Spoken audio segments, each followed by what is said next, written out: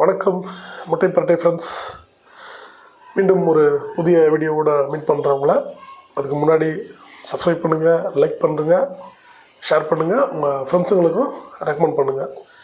Okay, இப்போ என்ன video அப்படின்னு பார்த்தீங்கன்னா, மத கத ரஜா அதை பற்றி தான் ஆல்ரெடி ரிவ்யூ பண்ணிட்டியப்பா. ரஜா நீ என்னப்பா திருப்பி செகண்ட் ரிவ்யூ பண்ணுறியா அப்படின்னு கேட்காதீங்க. செகண்ட் ரிவ்யூ தான். ஏன் அப்படின்னு பார்த்தீங்கன்னா, மதகத ராஜா அந்த படம் வந்து 2012 எடுக்கப்பட்டு அப்போவே வெளிவர வேண்டியது. ஆனால் இப்போ சமீபத்தில் 2025 பொங்கலுக்கு தான் ரிலீஸ் ஆச்சு. ரிலீஸ் ஆகி வந்து பார்த்திங்கன்னா, நிறைய பேர் கேள்வி என்னென்னா வந்து 12-13 வருஷம் கழிச்சு ஒரு படம் ரிலீஸ் ஆகுது. ரிலீஸ் ஆகும்போது இன்றைக்கி ஜென்ரேஷனோட அந்த படம் கனெக்ட் ஆகுமா? ஏன்னா இன்றைக்கி இருக்க காலேஜ் ஸ்டூடெண்ட்டு, யங்ஸ்டர்ஸ் இவங்களாம் வந்து லைக் பண்ணுவாங்களா அப்படின்ற மாதிரி ஒரு கொஸ்டினோடு தான் வந்து இந்த படம் வெளியே வந்தது. ஆனால் வந்து பார்த்திங்கன்னா, பொங்கல் ரிலீஸில் மாதம் வந்து கேம் சேஞ்சர், வணங்கான் இந்த மாதிரி இன்னும் சந்து பொந்து படங்கள்லாம் வேணுங்களா எல்லாத்தையுமே தட்டி தூக்கிட்டு 13 வருஷம் முன்னாடி வந்தாலும் நான் தான் இன்றைக்கி கிங்குன்ற மாதிரி படம் ஹிட்டு. நானும் வந்து ஃபர்ஸ்ட் டே ஃபர்ஸ்ட் ஷோ பார்த்துட்டு உங்களுக்கு ரிவ்யூ போட்டிருப்பேன். எல்லாருக்குமே தெரிஞ்ச விஷயந்தான். பாசிட்டிவ் ரிவ்யூ தான் சொன்னேன். ஒரு முறை பார்க்கலாம், ஃபேமிலியோடு கூட பார்க்கலாம். பட் சில பேர் வந்து ரிப்பீட் பார்ப்பாங்க அப்படின்னு நானும் ரிப்பீட் அந்த படத்தை பார்க்க நேர்ந்தது. அப்போ தான் வந்து பார்த்திங்கன்னா, ரொம்ப நிறைய நோட்ஸ் எல்லாம் எடுக்கும்போது படத்தில் ஒன்றுமே இல்லை.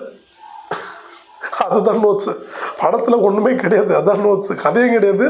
கதை தான் ஆல்ரெடி சொன்ன மாதிரி தான். தூள், குருவி, கலகலப்பு இது மூணுத்தையும் லைட்டாக ஒரு கரண்டி போட்டு மசாலா பூரி மாதிரி கல்லறி குத்துக்கிறாரு சுந்தர்சி.